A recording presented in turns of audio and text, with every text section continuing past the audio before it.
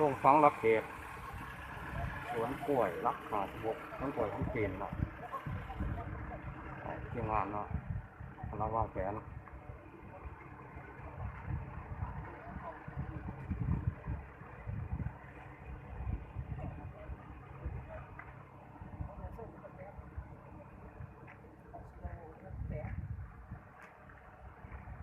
แต่ว่ามันปลูกคือกันนะครับ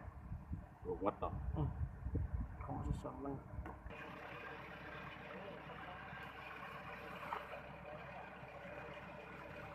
ได้งู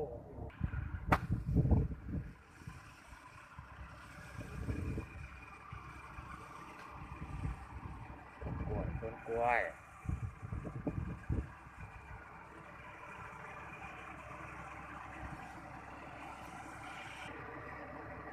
สวนกล้วยนี่มี200 กว่าเฮกตาร์เนาะผมมาเห็ดมาเนี่ย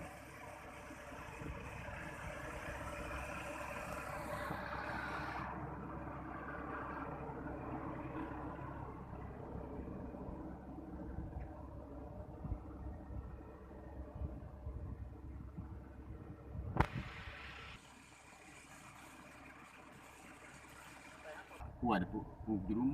ยี่ลุมกับปลูกอ่ะนี่มันเป็นคู่อีกเอามันอาศัยน้ำอยู่ได้ลูกอ๋อ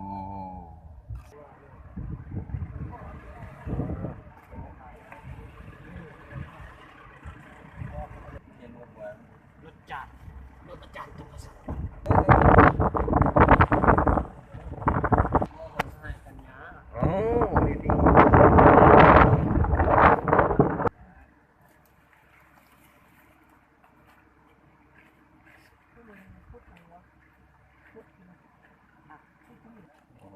ฟังรักเขต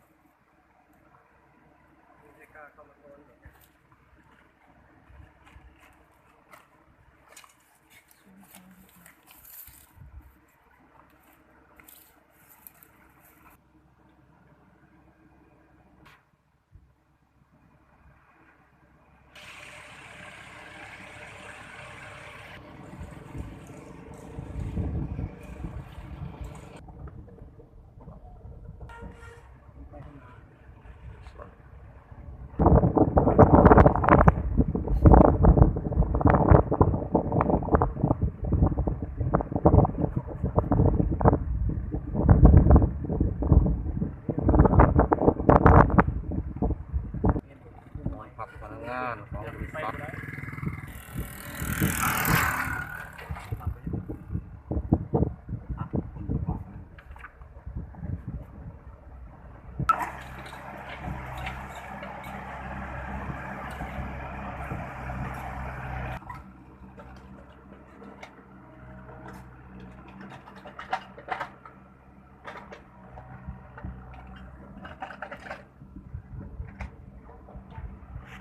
โอ้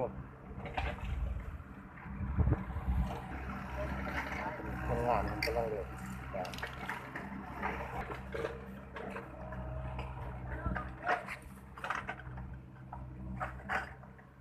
ไอ้น้องพนักงานที่ดินก็ต้องสิไปฟังรักเขตนะมียังไงหันระบบค่าเดี๋ยวว่าเมื่อนั้นมันเอายุดมีเขาไหมที่ขันยางฟังขึ้นหนึ่งขนาดใส่เลยครับ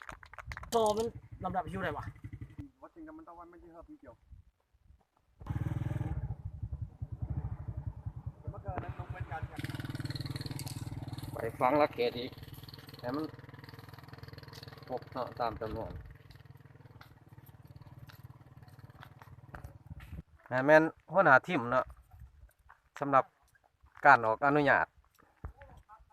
มาออกใบอนุญาตดินสวนกล้วยรัก56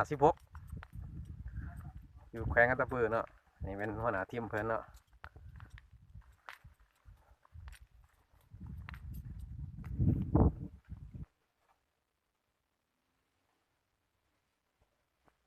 ลังพดน้ำเนาะ